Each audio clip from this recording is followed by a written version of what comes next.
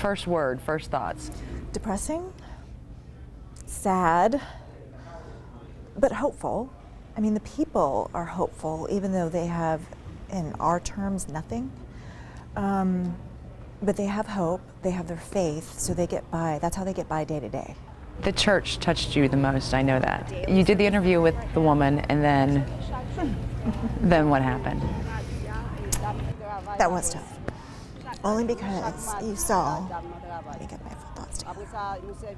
It was I think it was our second stop, and we were driving by, and I noticed there was a tent, but all these people gathered under a tent. So I said to our driver, please stop, stop, stop. I think they're praying. I think that might be a church. And so when we stopped, we interviewed this woman who was head of the church. She was phenomenal. I mean, so much strength. And then you go inside the tent, and you see the mothers with their little kids, and they're all dancing, and they're praying, and they're saying amen. And there was a little boy who I danced with, and he must have been maybe not even 2. And he was dragging me around the room, and every time I bent down to him, he'd pull me up. So that was just so inspirational, because these people lost their church 6 years ago in the earthquake. They have nothing. I mean, they are praying under a tent that can get blown away in the next tropical storm. But they said if they have their faith, they have everything. So how could that not move you? And then when they asked me to say a few words, I was truly overwhelmed, because I'm thinking, what am I going to say?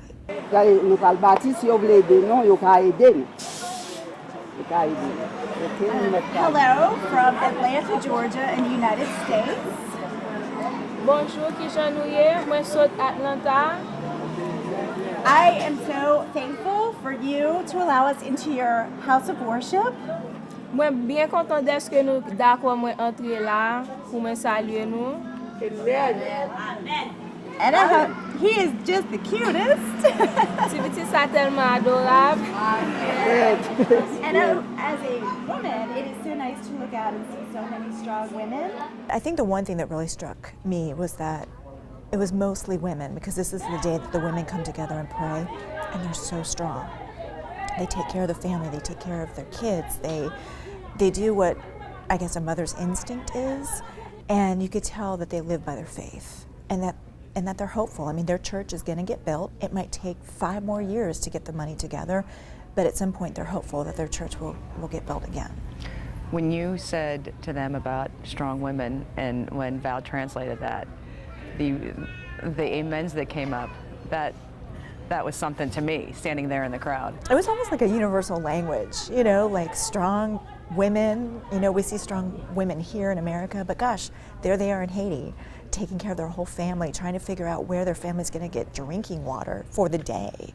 And then when we traveled around the villages, you would see the women washing the clothes, cooking the food, getting the kids semi-dressed and clean, and just taking care of one another. And it's truly what we do here too. It's just kind of a mother's instinct. I think the second place, in my opinion, that touched you the most was meeting Dino in Canaan.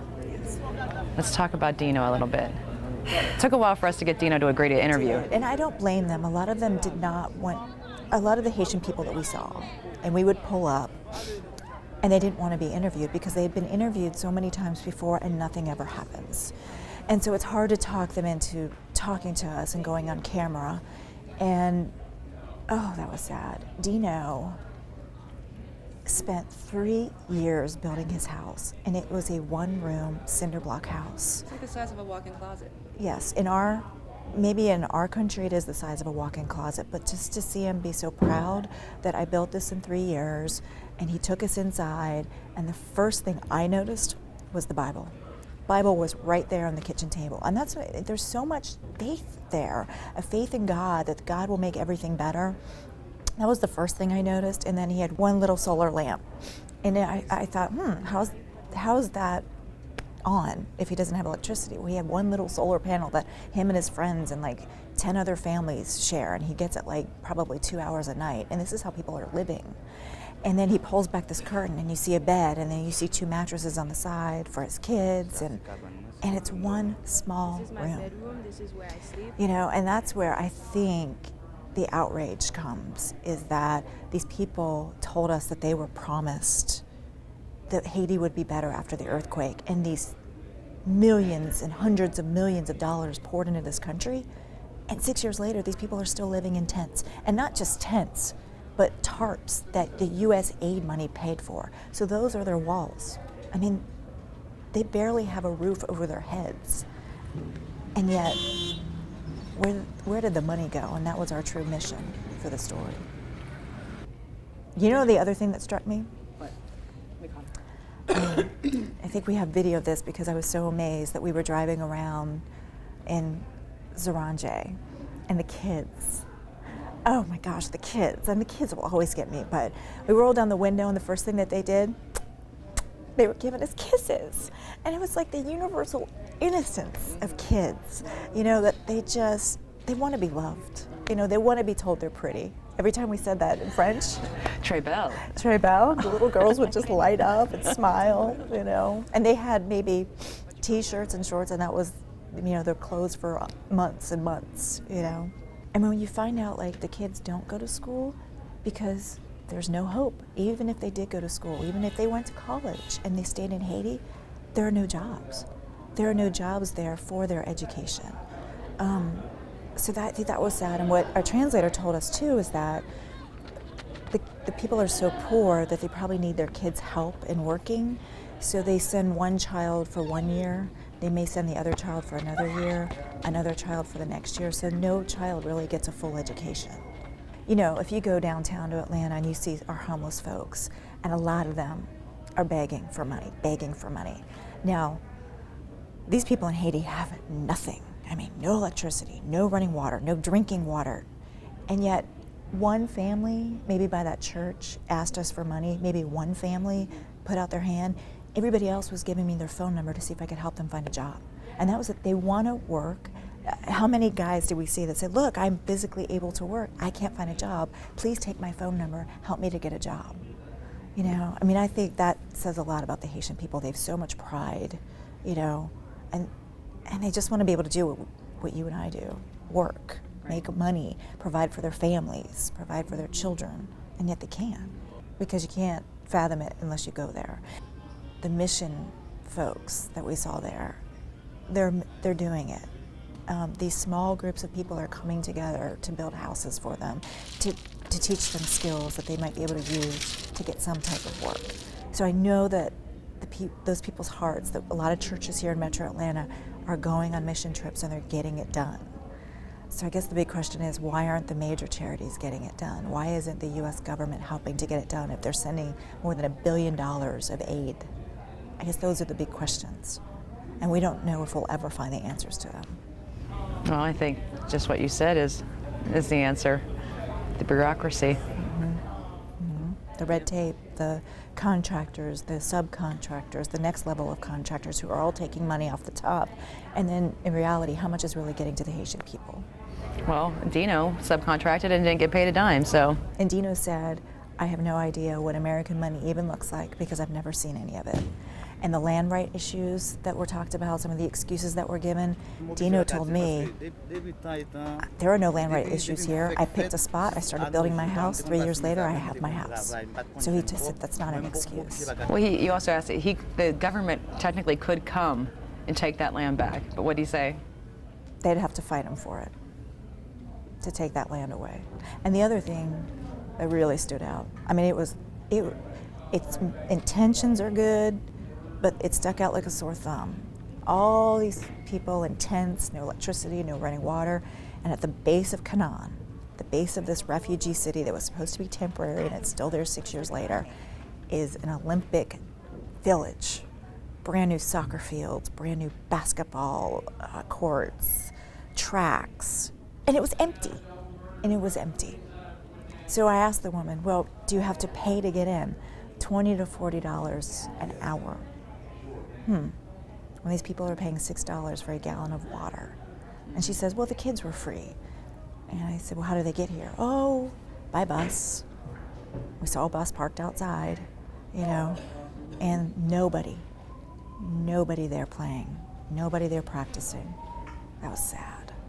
That money could have been spent building houses. Those people aren't concerned about, you know, getting their kids to play. They're concerned about getting their kids water and food. You know, in hindsight, you want to like go back and bring them energy bars and bottles of water because we have an abundance of them here. So you whip out your pack of lifesavers, and it was like you whipped out a pan of gold, and everybody wanted something. And some of the kids were shy at first, and then no, you can have a lifesaver, and it was one lifesaver. And then one of the kids, you had the little Sour Patch plastic box, Sour Patch. Yeah, the sour. They were actually sour mints, is that or Sour Buck mints in a little plastic box, and he wanted the plastic box because he thought that would be a toy. I mean, life changing. You know, these kids have nothing, and you give them a lifesaver, and they're your friend for life because you've given them something they've never had, and they would taste it. Oh, good. They didn't know what I was giving. They didn't, you know. I was trying to say candy with a French accent. I don't know. Yum. But you know what? You know who I'll always remember from this trip is my little buddy. Yeah. Dancing with my little buddy. He's sweet.